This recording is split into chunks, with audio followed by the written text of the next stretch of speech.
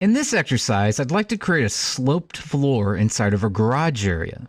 To accomplish that, we need to use the floor command to draw a floor in first, and then use what's called a slope arrow to have the floor slope in the direction that the slope arrow indicates. Begin by coming underneath the Architecture tab and picking on Floor. Then use the Rectangle tool to draw in from one interior wall to the opposite interior intersection of walls, a rectangle. Click on each of these little padlocks.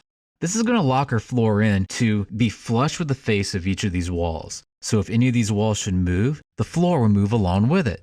Next, we want to add that slope arrow. So you select on slope arrow, and then right in the middle of the top line, click. That's going to be the base point for our slope arrow.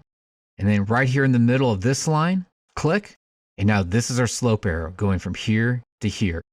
Before we click the big green check mark up there, we need to check some of the properties over here in the properties area. Right now we can see that the slope arrow has a specified height at tail.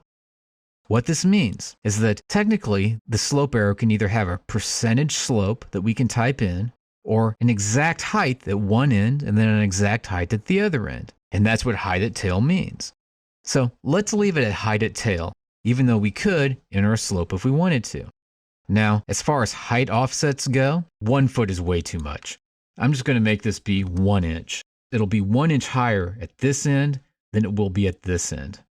0 is just fine for me here for the height at the other end. So click the big green check mark there.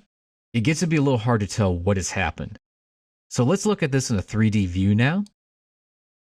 You may need to spin this model around so you can see it from this direction. And the easiest way to do that would be to just click the word right here on your view cube. When you do that, it'll take you to this view. And if you look really close, you'll see that this end here is in fact higher than this end over here. It's sloping in the exact direction of the slope arrow. And it's 1 inch difference from here down to here, just like we specified. So by using the slope arrow, you can create a floor that slopes in the direction that the slope arrow indicates, as well as specify what the height would be at one end of the slope arrow and the other end of the slope arrow. Or you could even specify a certain percentage of slope and have the floor follow the slope arrow at that percentage of the slope.